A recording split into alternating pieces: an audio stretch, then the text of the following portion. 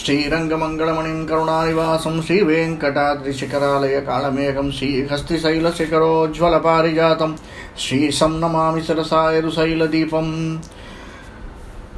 ஸ்ரீயப்பதியான ஸ்ரீமன் நாராயணனுடைய கடாட்சத்தாலும் ஆச்சாரியனுடைய அனுகிரகத்தாலும் இந்த ஜூம் மீட்டிங்கில் 108 திவ்யதேச வைபவங்கள், அந்த 108 திவ்யதேச வைபவங்களில் நம்முடைய கணக்கு பிரகாரம் 94வது திவ்யதேசம் திருவிடவெந்தை, திருவிடந்தை என்றும் கூறப்படக்கூடியது. இந்த திவ்யதேசமானது சென்னை மகாபலிபுரம் நெடுஞ்சாலையில், சென்னையிலேருந்து கிட்டத்தட்ட ஒரு 40-45 கிலோமீட்டர் தொலைவில் இருக்கக்கூடிய திவ்யதேசம். இந்த ஓஎம்ஆர்னு இப்போ சொல்கிறோம், ஓஎம்ஆர் ஈசிஆர் ரெண்டும் கனெக்ட் பண்ணி மகாபலிபுரம் போகிற முன்னாடி கிளம்பாக்கம் கோவளம் வழியாக மகாபலிபுரம் போகிற வழியில் இந்த திவ்யதேசம் அமைஞ்சிருக்கு. முதல்ல இந்த திவ்யதேசத்தினுடைய, அதாவது கடற்கரையிலேயே இந்த திவ்யதேசம் இருந்ததாக சொல்லப்படக்கூடிய ஒரு திவ்யதேசம்.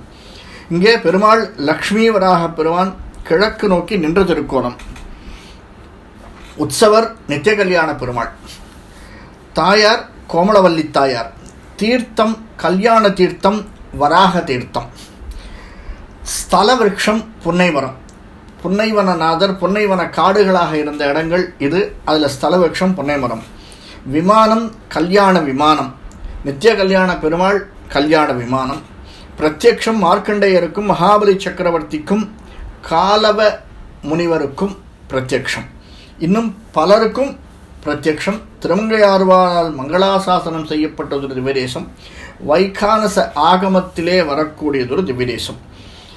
அதாவது இந்த திவ்யதேசம் கல்யாணாக்ஞே விமானே சகல சுரனுதே பேதனாம் நாதுபுரியாம் திஷ்டன் கல்யாண தீர்த்தாஸ்ரய தல ருச்சிரே நித்திய கல்யாண நாம மார்க்கண்டேய பிரசன்னோ வருணம் அபிமுகோ நித்திய கல்யாணகாரி ஸ்ரீமன் விஷ்ணு சலக்ஷ்மி விஷ்ணு ச லக்ஷ்மி திசது ஜடிதனி ஜடித தின கோமள மங்களானி. அதாவது திருவிடவெந்தை என்ற இந்த திவ்யதேசத்திலே அனைத்து தேவர்களுக்கும் நன்மை செய்ய வேண்டி அனைத்து தேவர்களாலும் வணங்கத்தக்க நிலையிலே நித்திய கல்யாண பெருமாள் என்ற திருப்பெயருடன் கோமளவல்லி நாச்சியாருடன் கல்யாண விமான நிழலில் கல்யாண தீர்த்த கரையில் கிழக்கு நோக்கி நின்ற கோலத்தில் நித்திய கல்யாணராய் மார்க்கண்டேயர் வருணர் ஆகிய இருவருக்கும் காட்சி கொடுத்து அருளிய பெருமான் திருமகளுடன் நமக்கு என்றும் மங்களங்களை அளித்து கொண்டிருக்கக்கூடிய அளிக்கும் பெருமாளாக காட்சி தரக்கூடியவன். இந்த வராக சந்நிதிகள் அப்படின்னு நம்ம கேள்விப்பட்டிருக்கோம், அது வராக தீர்த்தம் அப்படின்றதுனால லக்ஷ்மி வராக பெருமான், ஸ்ரீமுஷ்ணம் வராக பெருமான் தான். இதுவும் வராக சந்நிதி தான். விசேஷமாக சொல்லக்கூடிய ஸ்தலங்களிலே இதுவும் ஒன்று. ஏத்துவார் தம்மனத்து உள்ளான் இட எந்தை மேவியே எம்பிரான் அப்படின்னு திருமங்கையாழ்வாரால் சாதிக்கப்பெற்றவன், மிக விசேஷமாக போற்றப்படக்கூடியவன். வல மார்பினில் வாழ்கின்ற மங்கையும் பல்லாண்டு என்று பெரியாழ்வார் சாதிப்பார். வலமார்பினில் அப்படின்னு இங்கே திரு இட வெந்தையாக காட்சி தருகிறார். அதாவது குசிக மகரிஷின்னு ஒரு மகரிஷி, அவர் புலஸ்திய ரிஷி அவருடைய ஆச்சாரியன். அந்த புலஸ்திய மகரிஷிக்கு குசிக மகரிஷி பதில் சொல்றார். அதாவது குசிக மகரிஷி கேள்வி கேட்கிறார், புலஸ்தியர் பதில் சொல்றார்.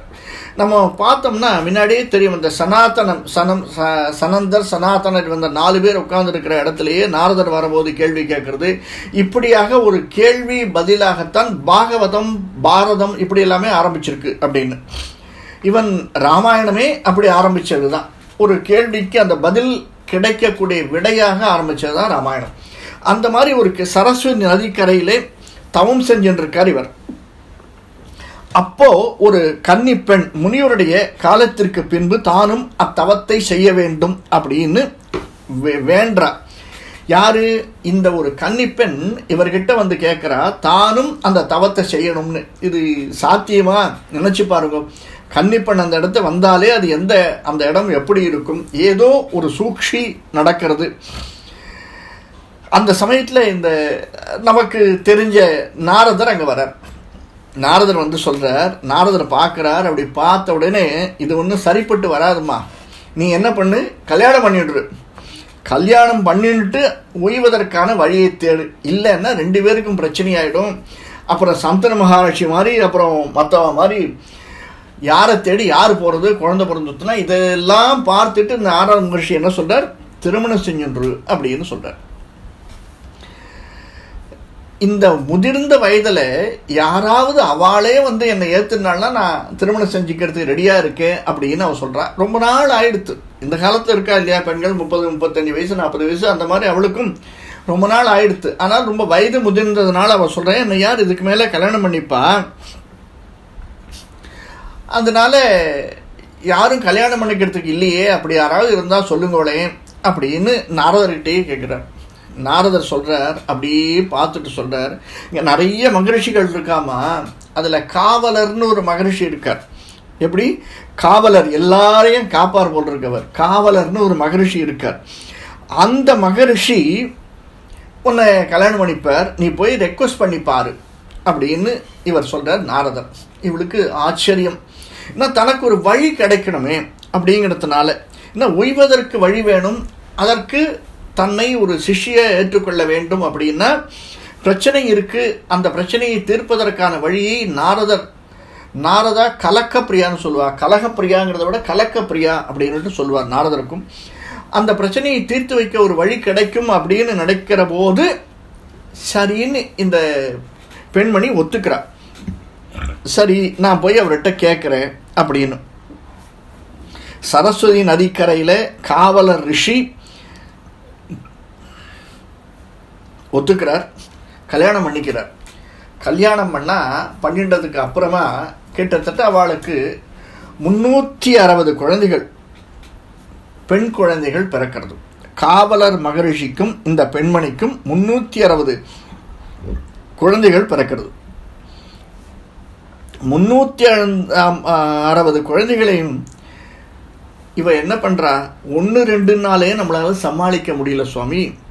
பெண்கள், அதுவும் அந்த காலத்தை 360 பேர் இருந்தாலும் சமாளித்து பார்க்குறா, இவளால் சமாளிக்க முடியல. ஏன்னா ஒரு பக்கம் இவளுக்கும் வயதாகி விட்டது. இவன் என்ன பண்ணுறா, இந்த பொறுப்பை எல்லாம் தன்னுடைய கணவர் காவலர் மகரிஷிகிட்ட கொடுத்துட்டு அவள் கிளம்பிடுறா, இங்கே சத்தியலோகம் கிளம்பிடுறா. இவர் முதல்லையே நாரதர் சொன்னார், கேட்டிருந்தா பிரச்சனை இல்லை, இப்போ போய் இந்த மாதிரி ஒரு நிலைமைக்கு ஆளாயிட்டமே அப்படின்னு என்ன பண்ணுவார், ஒவ்வொரு இடத்துலையா கேட்குறார். யாருக்குமே பதில் தெரியல. இந்த பெண்களை வைத்துக்கொண்டு காப்பாற்றி கொண்டு வரார், என்ன பண்ணுறது, ரொம்ப கஷ்டமாக இருக்குது, அவருக்கு கஷ்டமாக இருக்குது. தன்னுடைய ஆச்சாரியன்கிட்ட போகிறார், தனக்கு தெரிஞ்சவங்கிட்ட போகிறார், ஃப்ரெண்ட்ஸுக்கிட்ட போகிறார், எல்லார்கிட்டையும் கேட்குறார், யாருமே பதில் சொல்லு. அல்டிமேட்டாக யாருக்கிட்ட போனால் விடிவு கிடைக்கும், பெருமாள்கிட்ட போனால் தான் விடிவு கிடைக்கும். அந்த பெருமாள்கிட்ட எங்கே போய் எந்த பெருமாள்கிட்ட கேட்குறது, ஒவ்வொன்றா பார்த்துட்டே வரார். ஒவ்வொரு இடத்துலையும் இருக்கக்கூடிய ஒவ்வொரு அவதார புருஷாலையும் கேட்குறார். கடைசியில் இவருக்கு ஒரே ஒரு இவருடைய ஆச்சாரியன் சொல்கிறார், யஜ்ஞவராக மூர்த்தியை நீ தியானம் பண்ணு, அவர் உன்னை காப்பாற்றுவார் அப்படின்னு சொல்கிறார் இவருடைய ஆச்சாரியன். 2 விஷயம் இதில். ஒன்று, நாம் எங்கெங்கெல்லாம் ஸ்டக்காகி நிற்கிறோமோ, எங்கெங்கெல்லாம் நம்மளுக்கு மேலே போக முடியலையோ, அந்தந்த இடத்துலெல்லாம் நாம் எத்தனை பண்ணினோம்னா, முயற்சி பண்ணினோம்னா ஹெல்ப் பண்ணுறதுக்கு ஆள் வருவா. இது ஃபஸ்ட்டு. 2வது, வரக்கூடியதை நாம் அப்படியே 100% எடுத்துக்கணும். நாரதர் சொன்னதுனால தானே இவர் வந்து அந்த பெண்ணை கல்யாணம் பண்ணிட்டார் இல்லையா? அந்த பெண்ணும் நாரத சொல்லு கேட்டதானே கல்யாணம் பண்ணிட்டார். அந்த மாதிரி வரக்கூடியதை அப்படியே ஏற்றுக்கணும். அதனால் இப்போ செட்பேக் கொஞ்சம் இருக்குது, நம்மளால் முடியல, கஷ்டமாக இருக்குதுன்னு சொன்னால் கூட விடிவுன்னு வர்ற போது அது நல்ல ஒரு பலனை தரக்கூடியதாகத்தான் அமைந்திருக்கும். இந்த காவலர் மகரிஷி வராக பெருமானை குறித்து தவம் பண்ணுறார். வராகமூர்த்தி யஜ்ஞவராக மூர்த்தியாக ஆதிவராக பெருமாள் உரையக்கூடிய தலத்திற்கு செல்லவும் அப்படின்னு அந்த வராகமூர்த்தி இவர் தவம் பண்ணுறவர் சொல்லிடுறார். இந்த ஆதிவராக குகை, இந்த இடத்துல அந்த காலத்தில் இந்த இடம் ஆதிவராகன் குகையாக இருந்தது. இந்த ஆதிவராகன் குகை வந்து பிற்காலத்தில் மிக அழகான கோயிலால் செதுக்கப்பட்டது. அதற்கு செதுக்கப்பட்டதற்கு மிக முக்கிய காரணம் நரசிம்மவர்ம பல்லவன், நமக்கு தெரியும். ஏன்னா ஆதிவராக பெருமானைத்தான் முதலாக காஞ்சிபுரத்தை கைப்பற்றி கொள்கிறான் சத்யாஸ்ரயன். விக்ரமாதித்த சத்யாஸ்ரயன் சாளுக்கியன் வந்து காஞ்சிபுரத்தை கைப்பற்றி கொள்கிறான். காஞ்சிபுரத்தை கைப்பற்றின உடனே அங்கிருந்து எக்ஸ்பேண்ட் பண்ணுறான் தன்னுடைய படைகளை.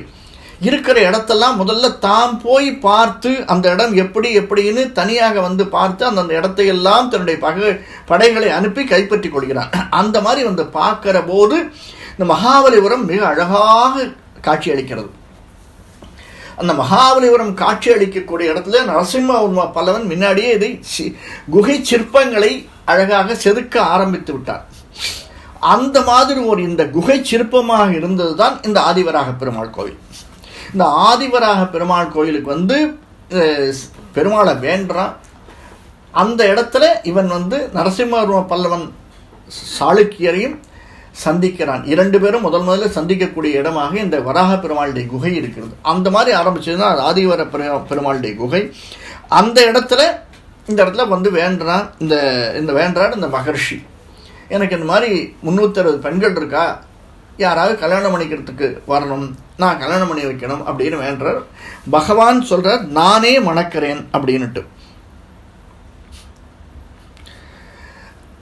சொல்லிட்டு நீ யாருன்னு திரும்பி கேட்குறார். அந்த காலத்துலலாம் பெருமாளோட பேசினவா யாருமே அவ்வளோ சீக்கிரமாக ஏற்றுக்கிறதே கிடையாது. பெருமாளாக இருந்தாலும் சரி மற்றவாளாக இருந்தாலும் சரி ஆர்கியூமெண்ட், நம்ம ஆர்கியூ பண்ணினா தான் இது ஏன் எப்படின்னு கேட்டால் தான் விடை கிடைக்கும். சுவாமி நம்ம நிறைய பார்த்துருக்கோம். இது ஏன் நடந்தது நம்ம கதைகளில் நானே நிறைய விஷயங்கள் சொல்லியிருக்கேன். நம்முடைய 4000 திவ்ய பிரபந்தமாகட்டும் அல்லது இதற்கு முன்னாடி கம்பராமாயணமாகட்டும், ஒரு நிகழ்ச்சி நடக்கிறது அப்படின்னா ஏன் நடக்கிறது, ஓகே அவள் சொன்னால் நம்ம ஏற்றுக்கணும். அது முதல்ல இல்லைன்னு நான் சொல்லலை, ஏன்னா ஆச்சாரியன் சொல்கிறா அல்லது மற்றவா சொல்கிறா அப்படிங்கிற போது நம்ம ஏற்றுக்கணும். இருந்தாலும் ஏன் அந்த நிகழ்ச்சி நடந்தது அப்படின்னா, இப்போது அகலி சாப விமோச்சனம்னு ஏன் நடக்கிறது, ஏன் விஸ்வாமித்திரர் இவா 2 பேரும் மட்டும் ராமனை மட்டும் முதல்ல ப்ரிஃபர் பண்ணுறார், ஏன் அழிச்சுன்னு போகிறார், இப்படியெல்லாம் ஒரு கேள்வி கேட்டுத்தான் பல வினாக்களுக்கு விடைகள் நமக்கு கிடைச்சிருக்கு. அந்த மாதிரி இவர் கேட்குறார், சுவாமி நீர் யார், நான் கல்யாணம் பண்ணிக்கன்னு சொல்கிறேன், நீர் யார் அப்படின்னு. நான் வந்து காஷ்யப கோத்திரத்தை சேர்ந்த அந்தணன், புரி ஜெகநாதம் இந்த தலத்திலேருந்து வரேன், அனைத்து கன்னிகளையும் நானே கல்யாணம் பண்ணிக்கிறேன்னு சொல்கிறார். இவர் கேட்ட கேள்விக்கு தகுந்த பதில், அதாவது இப்போ நாம் சொல்கிறோம் இல்லையா அபிவாதையே, அந்த மாதிரி அவர் அபிவாதனம் பண்ணி சொன்ன உடனே எல்லாத்தையும் சொல்கிறார். இந்த மாதிரி நான் இந்த இடத்துலேருந்து வரேன், இந்த கோத்திரத்தை சேர்ந்த அந்தணன் அப்படின்னோடனே இவருக்கு மன திருப்தியாகிறது. கல்யாணம் பண்ணி கொடுக்குறார். எப்படி கல்யாணம் பண்ணி கொடுக்குறார், ஒரு நாளைக்கு ஒரு பெண்ணை கல்யாணம் பண்ணி கொடுக்குறார் இந்த பெருமாளுக்கு. இது 2 பேரும் சேர்ந்து போட்டுட்டா அக்ரிமெண்ட். ஒரே நாளில் நான் 360 பெண்களையும் கல்யாணம் பண்ணிக்க முடியாது, அதனால் ஒவ்வொரு நாளைக்கு ஒவ்வொரு பெண்ணாக கொடுங்கோ, நான் ஒவ்வொரு பெண்ணாக கல்யாணம் பண்ணிக்கிறேன், ஏற்றுக்கிறேன். இதனுடைய பார்க்குறதுக்கு ஒரு சிரிப்பாக தோணும், ஆனால் இதனுடைய உள்ள அர்த்தம் வேறு மாதிரி இருக்குது. முடிச்சா நமக்கு தெரியும். அதாவது நம்ம நாராயணியம் பார்த்துருக்கோம். இந்த நாராயணியத்தில் பகவான் கிருஷ்ணன் அவதாரம் எடுத்து கோபர்களோடையும் கோபியர்களோடையும் இருந்தான். ஒரே சமயத்தில் 10,000 கோபியர்களோடு இருந்தான். அப்படின்னா எப்படி இருந்தான் அப்படிங்கிறது ரொம்ப அழகாக ஸ்ரீமத் பாகவதமும் வரைச்சிருக்கும், ஸ்ரீமத் நாராயணியும் எடுத்து சொல்லியிருக்கும். அதையும் நம்ம பார்த்துருக்கோம். எப்படி கிருஷ்ணன் 8 வயசுக்குள்ள, ஏன்னா 8 வயசில் அதை எடுத்து கிளம்பிட்டான். கிட்டத்தட்ட ஒரு 2 வருடங்கள் இருந்துட்டு திரும்பி துவாரகைக்கு வந்து பல இடங்களில் பண்ணுறதுனால இப்போ அந்த நாராயணத்துலேயும் கிட்டத்தட்ட நம்ம நெக்ஸ்ட் வீக் பார்க்க போகிறோம். குருக்ஷேத்திர போர் வந்துடுறது. அந்த அளவுக்கு நாராயணியும் 85வது தசகம் அடுத்த வாரம் குருக்ஷேத்திர போர்.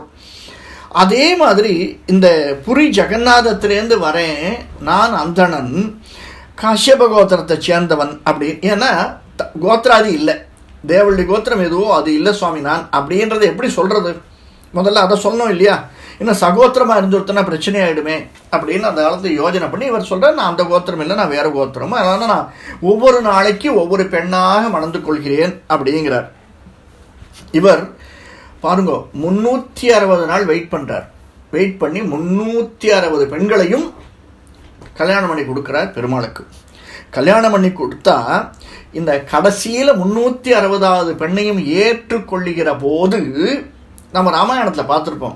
ராமாயணத்தில் ராமனையும் லக்ஷ்மணனையும் அழைத்து கொண்டு விஸ்வாமித்திரர் அகலே சாப விமோச்சனம் அந்த அதாவது 2 பேரையும் மாரீச்சனை விரட்டி விட்டு சுபாகுவையும் தாடகையும் கொன்று விட்டு மிதிலைக்கு போயின்னு இருக்கார். மிதிலைக்கு போகச்சே பலவிதமான கதைகளை சொல்லிட்டு போறார். அந்த கதைகள் சொல்றதுல ஒரு கதை வருது ஸ்கந்த புராணம். ஸ்கந்தனுடைய கதை. எப்படி 6 புஷ்பங்களில் 6 குழந்தைகளாக மலர்ந்த குழந்தை ஒரே ஒரு குழந்தையாக மாறி கந்தனாக உருவெடுத்தது அப்படின்னு ஸ்காந்த புராணத்தை மிக அழகாக விளக்குகிறார் ராமனுக்கும் லட்சுமணனுக்கும் விஸ்வாமித்திரர். அந்த மாதிரி இந்த 360 பெண்களும் ஒரே ஒரு பெண்ணாகி அந்த அகிலவல்லி தாயார் அப்படின்னு திருநாமத்தோடு அனைவரையும் ஒரு பெண்ணாக தான் ஏற்றுக்கொள்கிறாராம் பெருமாள் இந்த இடத்துல. அதாவது இப்போ நாம் வச்சிருக்கிறது எப்படி சுவாமி எல்லாமே ஒன்றா இருக்கே, இது நியாயமாக இருக்கா அப்படின்னு கேட்டால், இப்போ நாம் 100 பேரோட பேசுகிறோம். 100 பேருடைய ஃபோன் நம்பர் தனித்தனி ஃபோன் நம்பர் தானே, ஒரே ஃபோன் நம்பர் இல்லையே. ஆனால் 100 பேருடைய ஃபோன் நம்பரையும் நம்ம கேட்ஜெட்டில் ஒரே கேட்ஜெட்டில் வச்சுருக்கோம். அந்த ஒரே கேட்ஜெட்டில் வைக்கிறது கூட இல்லை, 100 பேருக்கும் ஒரே சமயத்தில் மெசேஜ் அனுப்பணும். எப்படி? அதை ஒரே ஒரு குரூப்பில் போட்டுக்கிட்டோம்னா ஒரு தடவை மெசேஜ் தட்டினோம்னா 100 பேருக்கும் போயிடுறது இல்லையா? அந்த மாதிரி 100ஐ ஒன்றாக்கி 100ஐ 100ஆக்குவது போல 360 பேரையும் பெருமாள் கல்யாணம் பண்ணிண்டு அந்த 360 பேரும் ஒன்றுதான், இவள் ஒருத்தி தான் 360ஆக பிரிந்திருந்தாள். அதற்கு அந்த பெண்மணி உமக்கு உதவினாள் அப்படிங்கிறத உள்ளர்த்தமாக சொல்லி இந்த குழந்தையை ஏற்றுக்கிறார். அந்த தாயாருக்கு பேர் அகிலவல்லி தாயார் அப்படின்னு திருநாமம் வருது. இதனால் 360 நாள் கல்யாணம் பண்ணிடுறதுனால இவருக்கு நித்திய கல்யாண பெருமாள் அப்படின்னு திருநாமம் சொல்லப்படுகிறது. இதனால் இந்த நித்திய கல்யாண புரி அப்படின்னும் இந்த இடம் அழைக்கப்படுகிறது. பெரிய பெருமாளுடைய வடமொழியில் ஸ்ரீஹரி, ஸ்ரீனா மகாலட்சுமி, ஸ்ரீஹரி அப்படின்ற இடமும் பேரும் இந்த இடத்திற்கு உண்டு அப்படின்னு பெரியவா சாதிக்கிறார். இந்த இடத்திற்கு தனிக்கோயில் நாச்சியாராக கோமலவல்லி தாயார், பிற்காலத்தில் அந்த அகிலவல்லி தாயார் அப்படிங்கிறது கோமலவல்லி தாயார்னு தனிக்கோயில் நாச்சியாராக அழகாக அமைக்கப்பெற்றதாக சொல்கிறார்கள். இதற்கப்புறம் இந்த நம்ம முதல்ல பார்த்தோம் இல்லையா, திருவிட வெந்தை அப்படின்னு. இந்த அர்த்தம் 2-3 அர்த்தங்கள் சொல்கிறேன். ஒன்று திரு அப்படின்னா மகாலட்சுமி, இடம் அப்படின்னா இடப்பக்கம், எந்தை அப்படின்னா என்னுடைய தந்தை. யார்? இந்த உலகத்திற்கெல்லாம் தந்தையாக விளங்கக்கூடியவன் மகாவிஷ்ணு. அந்த மகாவிஷ்ணு இடப்பக்கம் இடது மார்பிலே மகாலட்சுமியை கொண்டவன், இந்த இடத்திலே அருளக்கூடியவன் அப்படின்னு சொல்கிறதுக்காக இந்த இடம் திருவிட வெந்தை அப்படின்னு வந்ததாக சொல்கிறார்கள். பின்னாடி அது திருவிடந்தை அப்படின்னும் மாறிவிட்டலாம். இது எங்கே வருது அப்படின்னா வராக சர்மஸ்லோகத்தில் இந்த கதை சொல்லப்படுகிறது. இந்த மந்திரோபதேசம் யாருக்கு? முதல்ல சொன்னோம் இல்லையா, குசிக மகரிஷி புலஸ்திரி மகரிஷி. புலஸ்திரி மகரிஷிக்கு குசிக மகரிஷி கேட்குறார், புலஸ்திரி மகரிஷி பதில் சொல்கிறார். அதாவது சிஷ்யனுக்கு பதில் சொல்கிறார். இந்த ஸ்லோகம் இருக்குல்ல, அந்த ஸ்லோகம் வராக சர்மஸ்லோகத்தில் வர்றது அப்படின்னு சொல்கிறார். இதில் யஜ்ஞவராகன் அமர்ந்திருப்பதால் இந்த இடத்த திருவிட எந்தை அப்படின்னும் சொல்லப்படுகிறது. இது 2வது. அடுத்தது பெருமாளுக்கு சில பேருக்கு கோபம் வந்துடும் இல்லையா? பெருமாள் எப்படிப்பட்டவன்? ரொம்ப சோதிக்கிறான் சுவாமி. நானும் எவ்வளோ பண்ணி பார்க்குறேன், ஒரு சோதனைக்கு அளவே இல்லை. ஏதோ கர்மா இருக்குது, நானும் வேண்டிட்டு தானே இருக்கேன் பெருமாளை. அந்த கர்மாவில் ஏதாவது நாகேஷ் கேட்குற மாதிரி கொஞ்சம் நஞ்சம் குறைச்சுண்டு உனக்கு தான் அனுகிரகம் பண்ணுறதுக்கு சக்தி இருக்கே, நீ கொஞ்சம் நஞ்சம் குறைச்சுண்டு என்னை நீ அனுகிரகம் பண்ணக்கூடாதான்னு கேட்குறோம். அதனால் பெருமாள் சௌலபியமானவனா சௌசீல்யமானவரா அப்படின்னா இவாளுக்கு ரிஷிகளுக்குள்ள சண்டை வருது. அவன் எப்படிப்பட்டவன்? அவன் ஒருத்தர் சொல்கிறார் இவன் சௌலபியமானவன் அப்படின்னு, இன்னொருத்தர் சொல்கிறார் சௌசீல்யமானவன். அட சுவாமி, இது 2மே இல்லை, அவன் பரத்துவமானவன் அப்படின்றார். அப்படின்னா என்ன? நாம் சொல்லுவோம் சூரியனுக்கு 2 குழந்தைகள். யார்? சனியும் யமனும். இவன் 2 பேரும் எப்படிப்பட்டவா? தராசு மாதிரி, துளாராசி மாதிரி, எந்த இடத்துலையும் முன்ன பின்ன விலகவே மாட்டா. கதைகள் வர்றது, அதை வேறு விஷயத்தில் பார்க்கலாம். ஆனால் அவர்களுக்கெல்லாம் மேலே பகவான், நீ எதை சொல்கிறாயோ, நீ எதை செய்கிறாயோ அது உன்னுடைய கர்மா, அதை நீ அனுபவிக்க வேண்டும். அதை அனுபவிப்பதற்கு சில பேர் கேட்குறா, கர்மா தான் இருக்கே சுவாமி, அப்போ தேவரீர் எதற்கு இல்லையா? ஒரு கேள்வி கேட்கலாம் இல்லையா? எனக்கு கர்மா எப்படி நான் செஞ்சேன், நான் அனுபவிக்கணும், அதுக்கு உங்ககிட்ட எதுக்கு நான் கேட்கணும்? நீ எப்படி என்ன சொல்ல போகிற? உனக்கு கர்மா இருக்குது, நீ அனுபவிச்சிருன்னு சொல்ல போகிற, அவ்வளோதானே அப்படின்னு ஒருத்தருடைய கேள்வி. ஆனால் நமக்கு கர்மா இருக்குது, அந்த கர்மாவை அனுபவிக்க வேண்டும்ங்கிறது சந்தேகமே இல்லை. ஆனால் நாம் ஏன் பகவானை போய் வேண்டுறோம் அப்படின்னா அந்த கர்மாவை அனுபவிப்பதற்கு நமக்கு பலத்தை கொடுக்குறான், அவ்வளோதான். இவங்கிட்ட வேண்டலைன்னா அந்த பலம் இல்லை, நம்ம உடஞ்சி போயிடுவோம். தலைவலி தவின்னு தவிச்சுட்டு இருப்போம். ஒரு கிராமத்துக்கு போயிடுவோம், கிராமத்தில் இருக்கோம், நமக்கு அந்த கர்மா தலைவலி அனுபவிக்கணும்னா ஒரு மாத்திரை வாங்குறது அந்த கடை இருக்காது இல்லையா? அந்த சமயத்தில் நமக்கு யாராவது ஹெல்ப் பண்ணாள்னா அதுதான் பகவான் மானுஷ ரூபேனன்னு சொல்கிறோம். ஒரு மாத்திரையை கொண்டு வந்து கொடுக்குறார். அந்த மாதிரி அப்படி இல்லை. இந்த சந்தர்ப்பங்களிலெல்லாம் பகவானிடம் நாம் ஏன் மன்றாடுறோம்? இன்னொரு விஷயம் சொல்லலாம். ஒருத்தர் பஸ்ஸில் பிரயாணம் பண்ணிட்டு இருக்கார். பஸ்ஸில் பிரயாணம் பண்ணச்சே நமக்கு நம்முடைய போராத காலம் நம்ம செருப்பு போட்டுன்னு போகிறோம். பக்கத்தில் இருக்கிறவர் ஷூ போட்டுன்னு வர்றார், காலால் மெதிச்சுடுறார். மெதித்த உடனே எப்படி இருக்கும்? நமக்கு ரொம்ப சுகமாக இருக்கும். ஆல்ரெடி கூட்டம், பஸ்ஸு வேறு இப்படி ஆடிகிட்டே இருக்குது. பஸ்ஸில் போகிறவாளுக்கு தெரியும், இப்படி அப்படி ஒரு காலில் நிற்க முடியாமல் ஆடின்னு இருக்கு.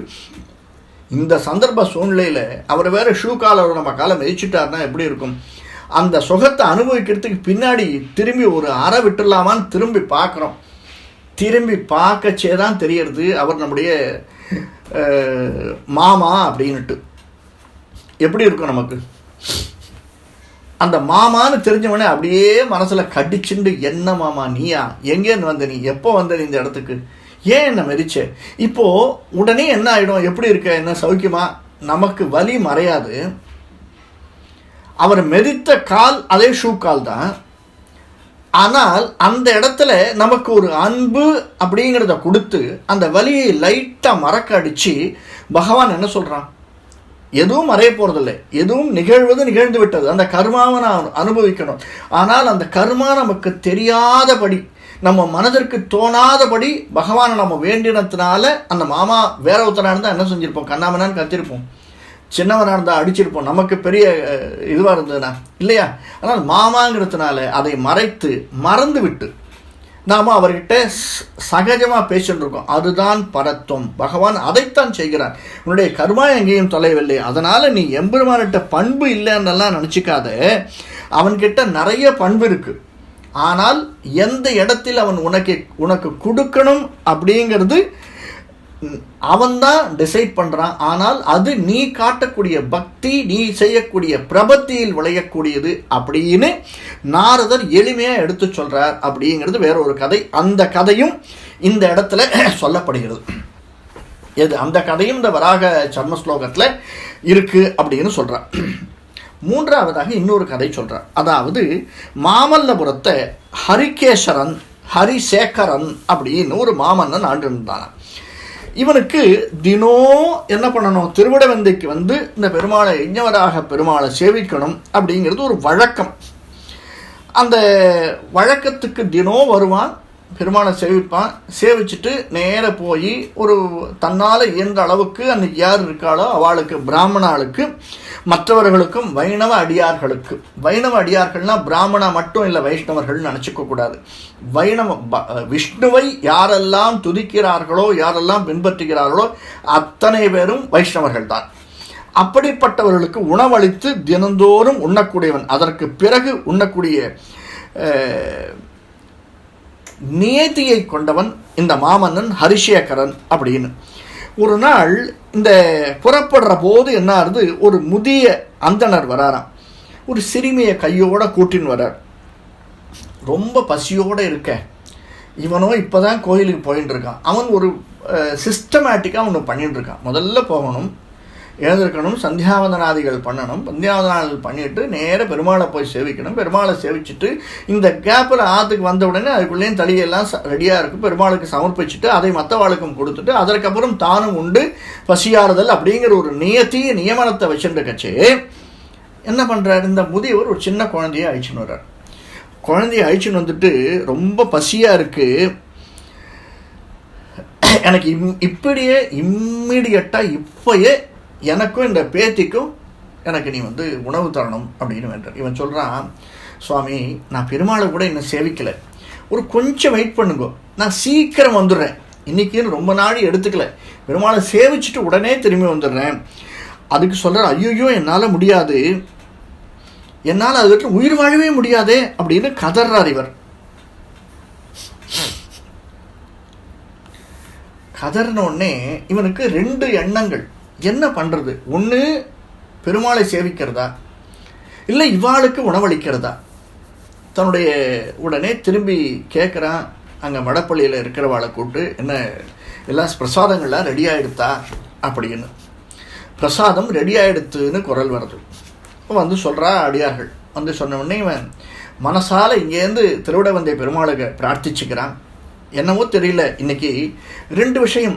ஒன்று, நான் உங்ககிட்ட வந்து உன்னை சேவிக்கணும் அப்படிங்கிறது, அதற்கு அப்புறம்தான் உனக்கு சமர்ப்பிச்சுட்டு தான் மற்றவாளுக்கு உணவு கொடுக்கணும், அதற்கப்புறம் தான் நான் சாப்பிடணுங்கிறது நீதியாக இருக்குது. ஆனால் இந்த முதியவரும் இந்த குழந்தையும் பார்த்தா எனக்கு ரொம்ப கஷ்டமாக இருக்குது சுவாமி.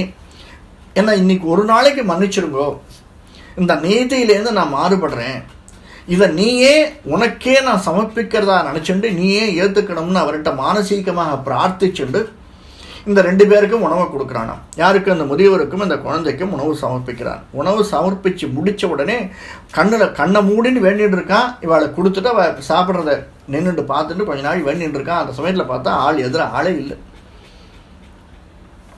அந்த இடத்துல பூவராக பெருமான் தரிசனம் கொடுக்குறாராம். அது வேற யாரும் இல்லைப்பா, நான் தான் அது அப்படின்னு. இந்த வரலாறையும் பிரம்மன் கிட்டேருந்து நாரதர் கேட்டு இந்த புலஸ்திய மகரிஷிக்கு சொல்கிறார். அந்த புலஸ்திய மகரிஷி தன்னுடைய சிஷியரான குஷிக மகரிஷிக்கு சொல்கிறார். இந்த புராணங்களும் வராக அவதாரத்தினுடைய டீட்டெயிலாக சொல்லக்கூடிய வராக புராணத்திலே வராக சர்ம ஸ்லோகத்தில் இந்த புராணங்கள் எழுதியிருக்கு அப்படின்னு சொல்கிறார். இதனால் இந்த வராக வீபுரி அப்படின்னும் இந்த இடத்திற்கு பேர் அப்படின்னு சில பேர் சொல்லிட்டு இருக்கா. இதற்கு அடுத்ததாக 360 பெண்கள் 360 நாள் கல்யாணம் பண்ணிக்கிறா அப்படிங்கிறதுனால இந்த இடத்துல பெருமாள் எப்படி இருக்காரா, மூவரின் ஆதிசேஷன் தன்னுடைய மனைவியோட வந்து இங்கே சேவை சாதிக்கிறாராம் பெருமாள்கிட்ட. நான் 2 வாரத்துக்கு முன்னாடியே சொன்னேன், 2 பேருக்கும் பயங்கர போட்டி. யாருக்கு? ஆதிசேஷனுக்கும் கருடனுக்கும் 2 பேருக்கும் போட்டி. என்ன போட்டி? பெருமாளுக்கு கீழையினா இருக்கணும், மேலையினா இருக்கணும். என்ன சுவாமி சாத்தியமா இது? என்ன விளையாட்டா இது? கருடனுக்கு தான் பெருமாள் ஏழை பண்ணிட்டு போகணும், தாமரை தான் பெருமாள் ஆரோகிச்சு வரணும். ஆனால் பெருமாளுக்கு மேலேயும் நான் இருக்கணும். எப்படி இது? பெருமாள் எங்கெங்கெல்லாம் கொடி இதுவாக இருக்குது, தேரில் போகிறாரோ அங்கே கொடியாக இருக்கிறது, கருட கொடியாக இருக்கிறது, மேலேயும் இருக்கிறது. அங்கே தேரில் போகிற தன்னை தூக்கின்னு போனோன்னா தான் ஏழை பண்ணிட்டு போகிறது. இப்படி அவருக்கு ஆசை. இந்த ஆதிசேஷனுக்கு எங்கெங்கெல்லாம் பெருமாள் படுத்துக்கிறாரோ தான் கீழே படுக்காமல் இருக்கணும், ஆனால் பெருமாளுக்கு மேலே அந்த மூஞ்சி மட்டும் பார்த்துட்டே இருக்கணும். எப்படிப்பட்டலாம் எண்ணம் பாருங்க நித்தியசூரிகளுக்கு. அதனால் இவர் என்ன பண்ணுறாருன்னா, இந்த இடத்துல பெருமாளை பார்க்கணுன்னு வந்துடுறார். வராக பெருமாளை பார்க்கணும்னு வந்தவர் வராகமூர்த்தி படுத்து நிற்கிறது. அந்த இடத்துல தானும் தன்னுடைய மனைவியோடு வந்து இருக்காராம். அதனால் இந்த இடம் நித்திய கல்யாண பெருமாள் அப்படிங்கிறதுனால கல்யாணம் ஆகாதவர்களுக்கு கல்யாணம் ஆகக்கூடிய அருளக்கூடிய ஒரு ஸ்தலமாகவும் இந்த ஸ்தலம் இருக்குது. அது மட்டுமல்லாமல் ராகு கேதுவினால் ஏற்படக்கூடிய குறைபாடுகள் அப்படின்னு சில பேர் இந்த ஜாதகத்தில் சொல்லுவாள். ஜாதகத்தில் 6-12 அதாவது லக்னத்துக்கு 7ஆம் இடத்திலும் இருந்து அல்லது ராகு கேதுக்குள்ளே எல்லாமே அடக்கமாக இருந்து ராகு கேது ஒரு சில இடங்களில் இருந்தால் இப்படியெல்லாம் இருந்தால் அது இந்த குறைபாடு இருக்குது, அதை நீங்கள் நிவர்த்தி பண்ணிக்கோங்க அப்படின்னு சொல்லுவாள். அதற்காக சில பேர் என்ன பண்ணுவாங்கன்னா, நம்ம காளஹாஸ்திரி போய் சேவிச்சுட்டு வரதுண்டு. இங்கே திருநாகேஸ்வரம்னு இருக்குது நம்ம கும்பகோணம் பக்கத்தில், அங்கே போய் ராகுகேதுக்குன்னு ஒரு நிவர்த்தி பண்ணுறது உண்டு. இந்த இடத்திலும் அதற்கான நிவர்த்தி உண்டு அப்படின்னு சாதிக்கிறாராம். ஏன்னா இந்த இடத்துல பெருமாளை தேடி யாரெல்லாம் வராளோ அவளுக்கு என்னால் பிரச்சனை இருக்கக்கூடாது அப்படின்னு ராகுகேதுவும் வரவாளுக்கு அனுகிரகம் பண்ணுறதாக இந்த இடம் விளங்குகிறது அப்படின்னு சாதிக்கிறார். இது ஒரு பெரிய வித்தியாசமான ஒரு அழகான ஒரு இடமாக அமைஞ்சிருக்கிறது.